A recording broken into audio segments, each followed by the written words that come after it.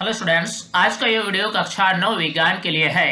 ये वीडियो विज्ञान का अध्याय 1 यानी हमारे आसपास के पदार्थ से संबंधित है। आज का ये वीडियो आपके लिए काफी इंपॉर्टेंट होने वाली है क्योंकि इस वीडियो में चैप्टर के अंदर दिए गए सारे प्रश्नों को हम समझेंगे और उन सभी प्रश्नों का उत्तर लिखेंगे। तो आइए वीडियो हम शुरू करते हैं। प्रश्न संख्या 1, निम्नलिखित में से कौन से पदार्थ हैं?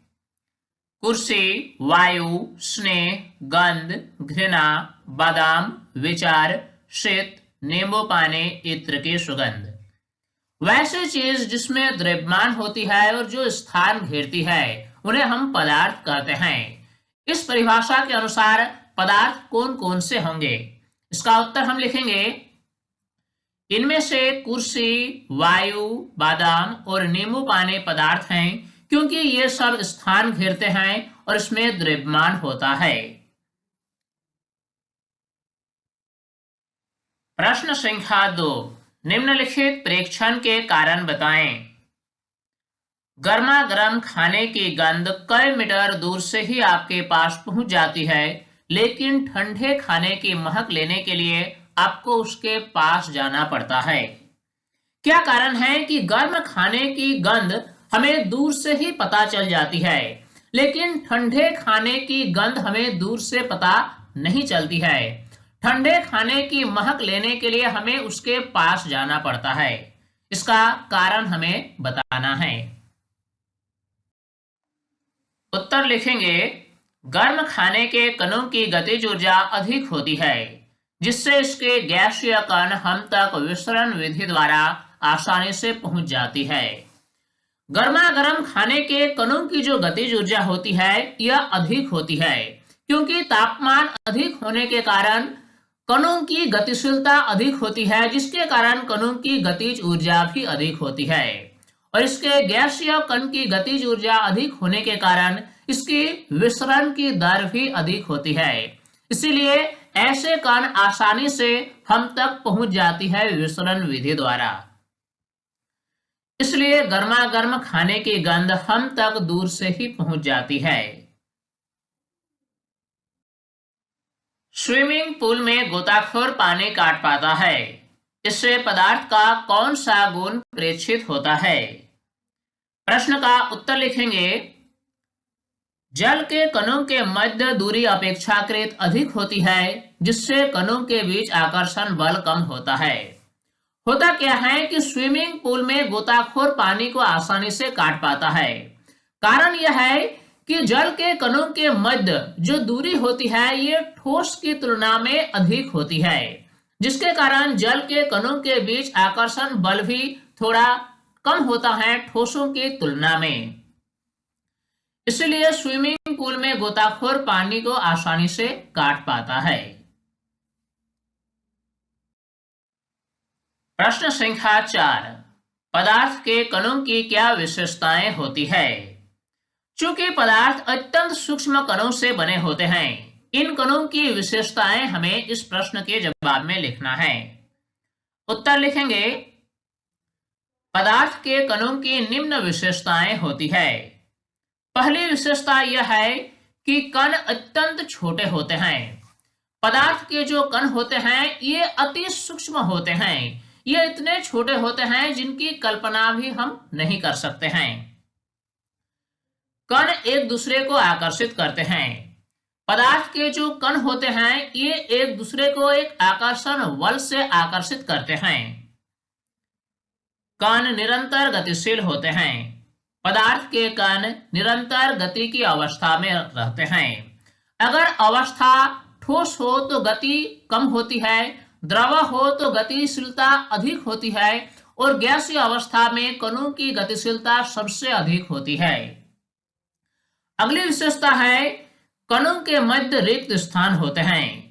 चूंकि पदार्थ के जो कण होते हैं ये कुछ दूरी पर होते हैं, जिसके कारण कणों के मध्य रिक्त स्थान होते हैं। गैसीय अवस्था में यह रिक्त स्थान अधिक होता है, द्रव अवस्था में रिक्त स्थान अपेक्षाकृत कुछ कम होता है और ठोस अवस्था में सबसे कम रिक्त स्थान होता है कणों के मध्य। नेक्स्ट क्वेश्चन है, किसी तत्व के द्रव्यमान प्रति इकाई आयतन को घनत्व कहते हैं। दिया गया है घनत्व बराबर द्रव्यमान बटा आयतन। किसी भी पदार्थ के प्रति इकाई आयतन में जो द्रव्यमान होता है उससे उस पदार्थ का घनत्व कहा जाता है। प्रश्न में आगे लिखा है, बढ़ते हुए घनत्व के क्रम में निम्नलिखित को व्यवस्थित करें, जैसे कि वायु, चिमनी का धुआं, शहद, जल, चक, रुई और लोहा। इन सारे पदार्थों को हमें सही क्रम में व्यवस्थित करना है बढ़ते हुए घनत्व के आधार पर। प्रश्न का उत्तर लिखेंगे, सबसे कम घनत्व है इन सारे पदार्थों में से वह है वायु।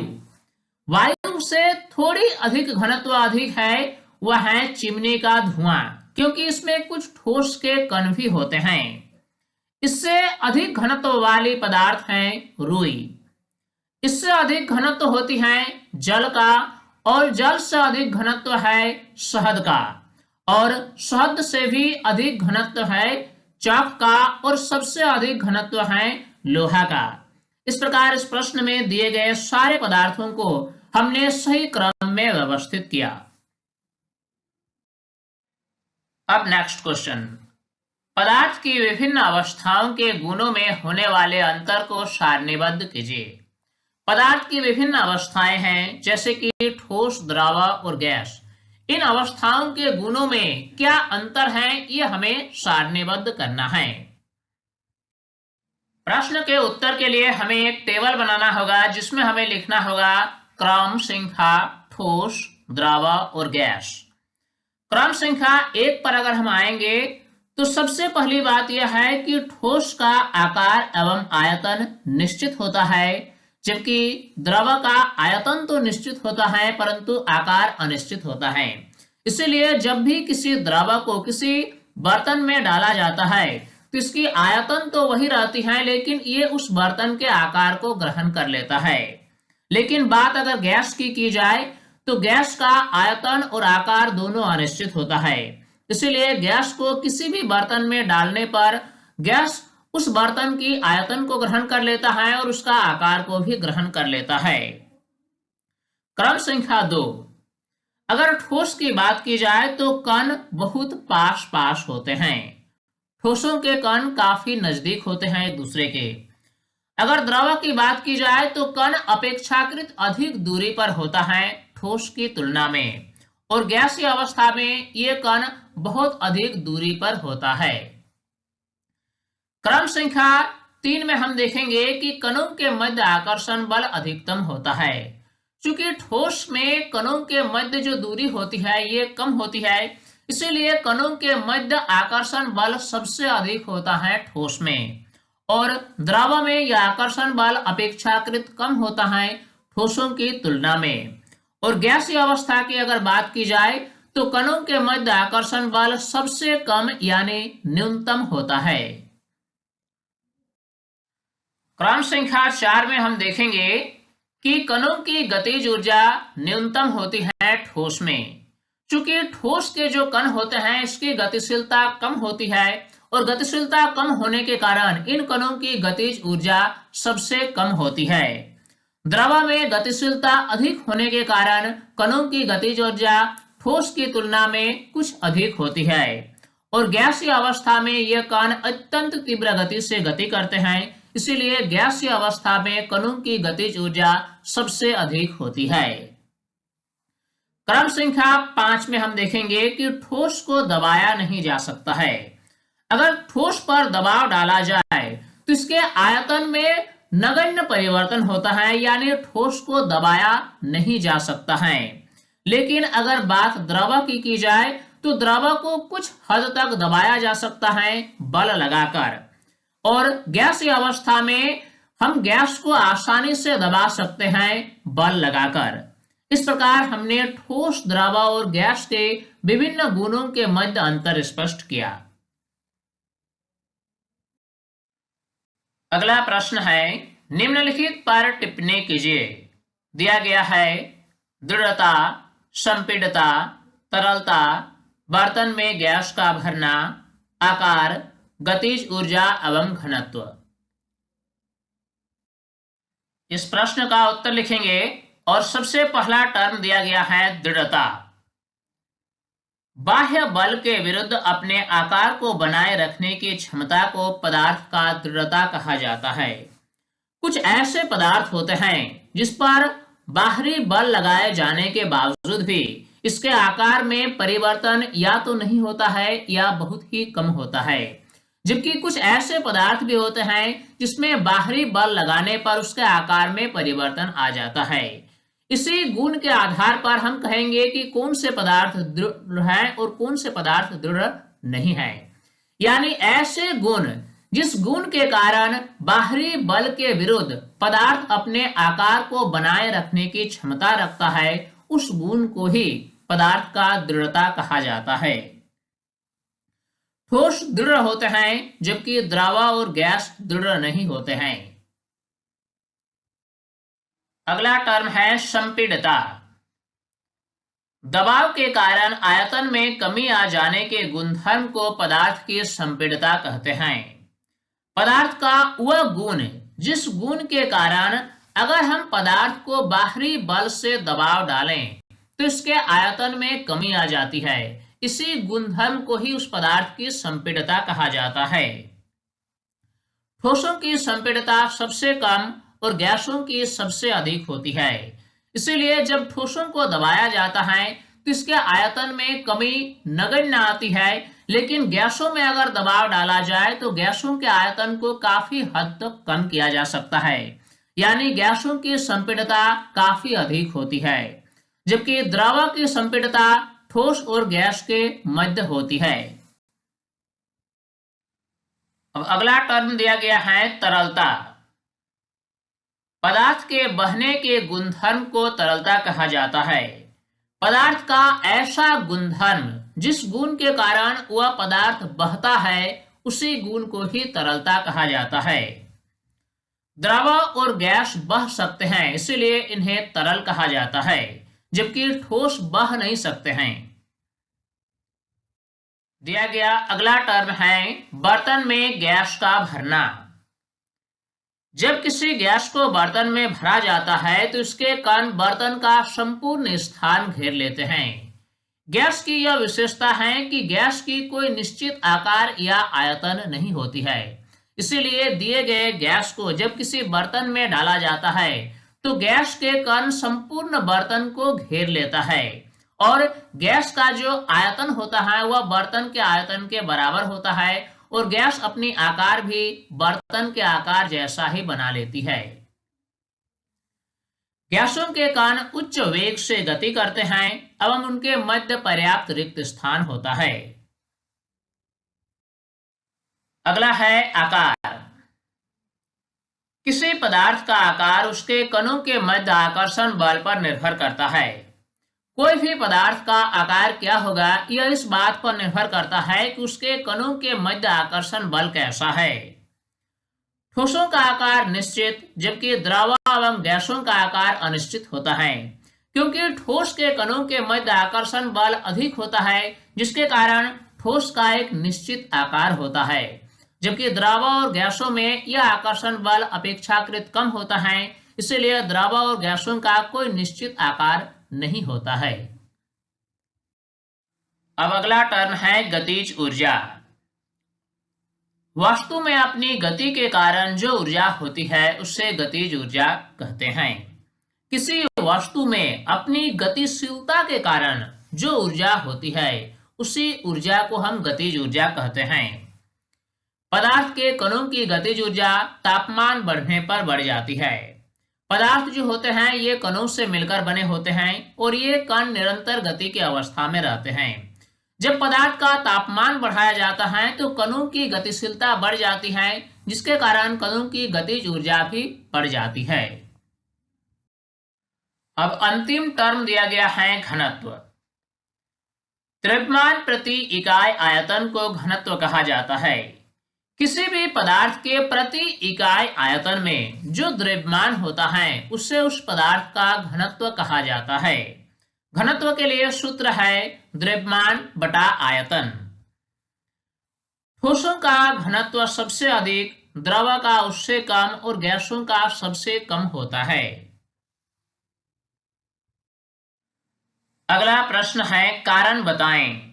दिया गया है गैस पूरी तरह उस बर्तन को भर देती है जिसमें इसे रखते हैं, इसका क्या कारण है? प्रश्न का उत्तर लिखेंगे गैसों के कण उच्च गतिज ऊर्जा के साथ सभी दिशाओं में गतिशील होते हैं। गैसों के जो कण होते हैं ये अति उच्च वेग से गति करते हैं और ये विभिन्न दिशाओं में गतिशील होते हैं, इसलिए गैस पूरी तरह उस बर्तन को भर देती है जिसमें इसे रखते हैं। अब हमें कारण बताना है कि गैस बर्तन की दीवारों पर दबाव डालती है। क्या कारण है कि जब किसी गैस को किसी बर्तन में रखा जाता है तो यह गैस बर्तन की दीवार पर दबाव डालती है? प्रश्न का उत्तर लिखेंगे गैस के कण उच्च वेग से गति करते हैं जिससे वे एक दूसरे से तथा बर्तन की दीवारों से टकराते रहते हैं। जैसा कि हम जानते हैं कि गैस के जो कण होते हैं ये उच्च वेग से विभिन्न दिशाओं में गति करते हैं। गति करने के दौरान ये कण विभिन्न दिशाओं में एक दूसरे से टकराते हैं और ये कण बर्तन की दीवारों से भी निरंतर टकराते रहते हैं। अतः गैस बर्तन की दीवारों पर दबाव डालती है। यही कारण है कि गैस के जो कण होते हैं ये बर्तन की दीवार पर लगातार टक्कर मारते हैं जिसके कारण बर्तन की दीवार दबाव महसूस करती है। अब हमें कारण बताना है कि लकड़ी की मेज ठोस कहलाती है, क्या कारण है? उत्तर लिखेंगे लकड़ी की मेज का आकार और आयतन दोनों निश्चित होता है। यह कठोर होता है जिससे दबाया नहीं जा सकता है। ये सारे गुण ठोस का ही हैं, इसीलिए लकड़ी की मेज ठोस कहलाती है। प्रश्न डी में हमें कारण बताना है कि क्या कारण है कि हवा में हम आसानी से अपना हाथ चला सकते हैं लेकिन एक ठोस लकड़ी के टुकड़े में हाथ चलाने के लिए हमें कराटे में दक्ष होना पड़ेगा। सामान्य रूप से हम क्या देखते हैं कि हम हवा में आसानी से अपना हाथ चला सकते हैं लेकिन ठोस लकड़ी में हम अपना हाथ नहीं चला सकते हैं। ठोस लकड़ी के टुकड़े में अपना हाथ चलाने के लिए हमें कराटे में दक्ष होना पड़ता है, इसका क्या कारण है? प्रश्न का उत्तर लिखेंगे हवा के कणों के मध्य अधिक दूरी होने के कारण आकर्षण बल कम होता है। जैसा कि हम जानते हैं कि हवा एक गैसीय माध्यम है और गैसीय माध्यम में जो कण होते हैं ये अधिक दूरी पर होते हैं जिसके कारण उनके मध्य आकर्षण बल भी कम ही होता है।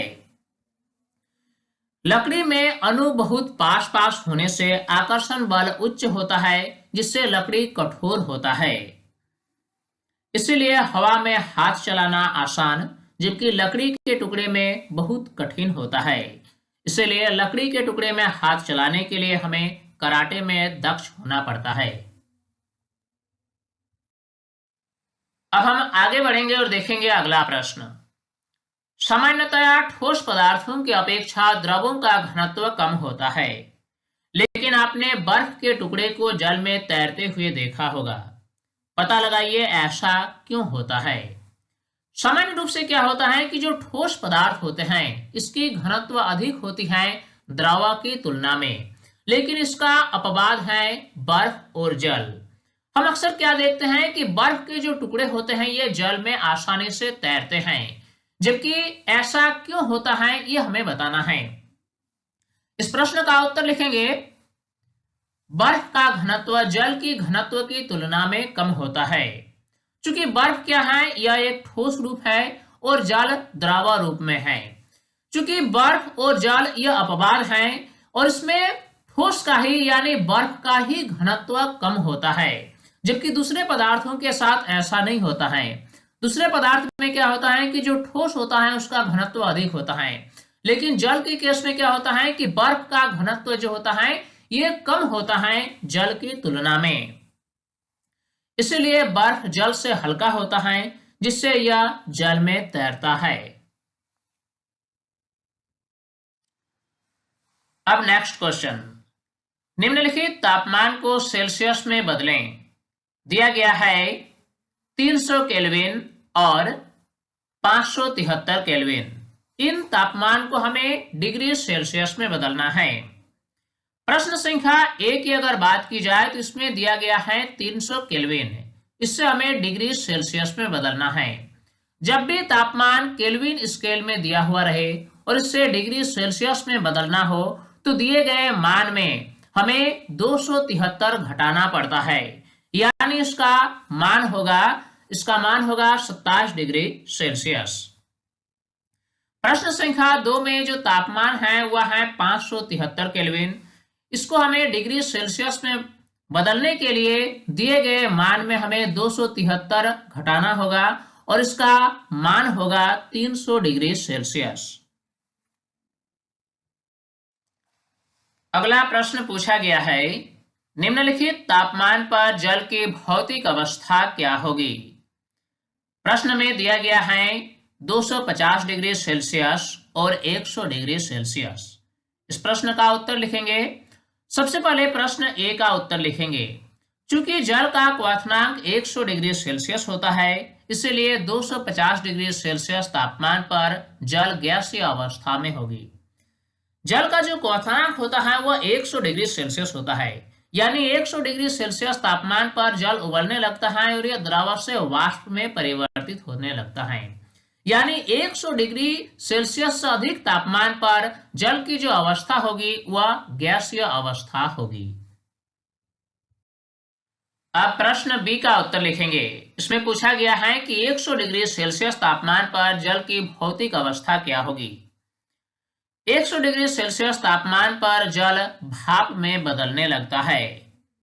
साथ ही साथ 100 डिग्री सेल्सियस तापमान पर भाप जल में भी बदलने लगता है, यानी बदलाव दोनों दिशाओं से होता है। जल भाप भी बनता है और भाप जल भी बनता है इस 100 डिग्री सेल्सियस तापमान पर। इसीलिए इस तापमान पर जल द्रव तथा गैसीय दोनों अवस्थाओं में होंगे। अब प्रश्न है, किसी भी पदार्थ की अवस्था परिवर्तन के दौरान तापमान स्थिर क्यों रहता है। जब भी कोई पदार्थ की अवस्था परिवर्तन होता है तो इस दौरान तापमान स्थिर रहता है। इसका क्या कारण है यह हमें लिखना है। प्रश्न का उत्तर लिखेंगे। अवस्था परिवर्तन के दौरान दी जाने वाली ऊष्मा कणों के मध्य आकर्षण बल को तोड़ने में प्रयुक्त होता है। जब किसी पदार्थ को ऊष्मा दी जाती है उसके अवस्था परिवर्तन के दौरान, तो दिए गए ऊष्मा का जो कार्य होता है वह कणों के मध्य आकर्षण बल को तोड़ने में प्रयुक्त होता है, न कि उस पदार्थ के तापमान को बढ़ाने में। इस ऊष्मा को गुप्त ऊष्मा कहा जाता है। दिए गए इस ऊष्मा का नाम गुप्त ऊष्मा इसलिए कहा जाता है क्योंकि जो ऊष्मा दी जाती है उस ऊष्मा को अवशोषित करने के परिणाम स्वरूप भी उस पदार्थ का तापमान में कोई परिवर्तन नहीं होता है, इसीलिए इसे गुप्त ऊष्मा कहा जाता है। इसलिए अवस्था परिवर्तन के दौरान तापमान स्थिर रहता है। अगला प्रश्न पूछा गया है, वायुमंडलीय गैसों को द्रव में परिवर्तित करने के लिए कोई विधि सुझाइए। अगर वायुमंडलीय गैसों को द्रव में परिवर्तित करना हो तो इसके लिए एक विधि हमें लिखना है। प्रश्न का उत्तर लिखेंगे। वायुमंडलीय गैसों को द्रव में परिवर्तित करने के लिए दबाव बढ़ाया जाता है तथा तापमान घटाया जाता है। वायुमंडलीय गैस को अगर हम द्रव में परिवर्तित करना चाहेंगे तो इसके लिए हमें दो काम करना पड़ेगा। पहला तो गैस का दबाव बढ़ाना पड़ेगा और दूसरा उस गैस का तापमान को घटाना पड़ेगा। इस चित्र को आप गौर से देखें। इसमें एक सिलेंडर है। इस सिलेंडर में गैस की कुछ मात्रा लेकर उसे पिस्टन से दबाया जा रहा है। जब इस गैस को पिस्टन से दबाया जा रहा है तो गैस का दबाव को बढ़ाया जा रहा है। साथ ही साथ जब इस सिलेंडर के तापमान को भी घटाया जाएगा तो फिर हम कह सकते हैं कि इस गैस के साथ ऐसा किया जा रहा है कि गैस का दबाव बढ़ाया जा रहा है और इसके तापमान को घटाया जा रहा है। जब हम ऐसा करते जाएंगे तो एक समय ऐसा आएगा कि यह गैस द्रव में परिवर्तित हो जाएगा। ऐसा करने से गैसों के कण पास पास आ जाते हैं और उनके बीच आकर्षण बल बढ़ जाता है। जैसे जैसे गैस को पिस्टन के सहारे दबाया जाता है और उसके आयतन को कम किया जाता है, तो गैस के जो कण होते हैं ये काफी पास पास आ जाते हैं और पास पास आने के कारण कणों के मध्य आकर्षण बल बढ़ जाता है। इस प्रकार वायुमंडलीय गैस को द्रव में परिवर्तित किया जाता है। अगला प्रश्न है, गर्म शुष्क दिन में कूलर अधिक ठंडा क्यों करता है? अक्सर ऐसा देखा जाता है कि कूलर अधिक ठंडा करता है गर्म और शुष्क दिन में। यह बरसात के दिनों में अधिक ठंडा नहीं कर पाता है। इसका क्या कारण है? प्रश्न का उत्तर लिखेंगे, गर्म शुष्क दिन में वातावरण में नमी की मात्रा बहुत कम होने के कारण कूलर की नमी का वाष्पीकरण दर अधिक होता है। चूंकि द्रव का जो वाष्पीकरण दर होता है यह वातावरण में उपस्थित आर्द्रता के कारण कम या ज्यादा हो सकता है। गर्म और शुष्क दिन में क्या होता है कि वातावरण में नमी की मात्रा बहुत ही कम होती है, इसलिए कूलर में रखा नमी का जो वाष्पीकरण होता है वह गर्म और शुष्क दिन में अधिक तीव्र गति से होता है। वाष्पीकरण से ऊष्मा अवशोषित होता है। जब भी किसी द्रव से वाष्पीकरण की परिघटना होती है तो वाष्पीकरण से ऊष्मा अवशोषित होता है, जिसके कारण शीतलता होती है। इसलिए गर्म शुष्क दिन में कूलर अधिक ठंडा करता है। अगला प्रश्न पूछा गया है, गर्मियों में घड़े का जल ठंडा क्यों होता है? इस प्रश्न का उत्तर लिखेंगे, मिट्टी के घड़े में असंख्य छिद्र होते हैं और इन छिद्रों से लगातार जल बाहर रिसता रहता है, जिसका वाष्पीकरण हो जाता है। मिट्टी के बने जो घड़े होते हैं इस घड़े में असंख्य छोटे छोटे छिद्र होते हैं। इन छिद्रों को हम माइक्रोस्कोप की सहायता से आसानी से देख सकते हैं। इन छिद्रों से घड़े में रखे जल लगातार बाहर रिसता रहता है और रिसे हुए जल का लगातार वाष्पीकरण की क्रिया होती रहती है। वाष्पीकरण से ऊष्मा अवशोषित होती है। वाष्पीकरण द्वारा घड़े से लगातार ऊष्मा का ह्रास होता रहता है। जैसे जैसे जल का वाष्पीकरण होता है ऊष्मा अवशोषित होती है और घड़े से लगातार ऊष्मा का ह्रास होता रहता है। इसलिए गर्मियों में घड़े का जल ठंडा होता है। एसीटोन या पेट्रोल या इत्र डालने पर हमारी हथेली ठंडी क्यों हो जाती है? हमने अक्सर अनुभव किया है कि जब हम अपने हथेली पर एसीटोन, पेट्रोल या इत्र डालते हैं तो हमें ठंडक महसूस होती है। ऐसा क्यों होता है? प्रश्न का उत्तर लिखेंगे, एसीटोन, पेट्रोल या इत्र वाष्पशील द्रव है जो हथेली से ऊष्मा अवशोषित कर वाष्पीकृत हो जाती है। ऐसे द्रव अत्यंत वाष्पशील होते हैं और जब यह हमारे हथेली पर आता है तो हथेली से ऊष्मा अवशोषित करता है और यह ऊष्मा की कम मात्रा पाकर ही आसानी से वाष्पीकृत हो जाती है। ऐसे द्रव हथेली पर डालने पर ऊष्मा के ह्रास के कारण हमारी हथेली ठंडी हो जाती है। कप की अपेक्षा प्लेट से हम गर्म दूध या चाय जल्दी क्यों पी लेते हैं? गर्म दूध या चाय को प्लेट में डालने से ये बहुत जल्दी ठंडी हो जाती है और हम उसे आसानी से पी लेते हैं, जबकि कप के साथ ऐसा नहीं होता है। इसका क्या कारण है? प्रश्न का उत्तर लिखेंगे, सतह का क्षेत्रफल अधिक होने से वाष्पीकरण की दर अधिक होती है और ऊष्मा का ह्रास जल्दी हो जाता है। किसी द्रव का जो वाष्पीकरण की दर है यह द्रव के सतह के क्षेत्रफल पर निर्भर करता है। अगर द्रव के सतह का क्षेत्रफल अधिक होगा तो ऊष्मा का ह्रास जल्दी होगा और ये आसानी से ठंडी हो जाएगी। कप की अपेक्षा प्लेट के सतह का क्षेत्रफल अधिक होने के कारण प्लेट में गर्म दूध या चाय जल्दी ठंडी हो जाती है। गर्मियों में हमें किस तरह के कपड़े पहनने चाहिए? प्रश्न का उत्तर लिखेंगे। गर्मी से राहत पाने के लिए हमें सफेद या हल्के रंग के सूती कपड़े पहनने चाहिए। गर्मियों के लिए सबसे आरामदायक कपड़ा है सफेद या हल्के रंग का सूती कपड़ा। सफेद या हल्का रंग उष्मा का अवशोषण नहीं करता है।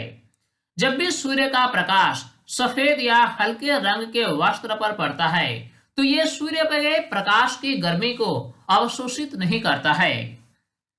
सूती कपड़े पसीने को अवशोषित कर लेते हैं जिससे वाष्पीकरण तेजी से होता है और हम ठंडक महसूस करते हैं। इसलिए गर्मियों के दिन में हमें सूती कपड़े ही पहनने चाहिए। स्टूडेंट्स, इस वीडियो के माध्यम से चैप्टर के अंदर दिए गए सारे प्रश्नों को हमने बारीकी से समझा और उन सभी प्रश्नों का उत्तर लिखा। उम्मीद करता हूँ ये वीडियो आपके लिए काफी फायदेमंद भी होगी और इस वीडियो से आपने काफी कुछ सीखा होगा। ये वीडियो आपको कैसा लगा आप हमें कमेंट में जरूर लिखकर बताएं। साथ ही अगर अभी तक आप हमारे यूट्यूब चैनल साइंस प्लेटफॉर्म को सब्सक्राइब नहीं किया है तो सभी सब्सक्राइब कर लें ताकि हर नई वीडियोस की अपडेट्स आप तक आसानी से पहुंच सके। स्टूडेंट्स, तब तक के लिए बाय।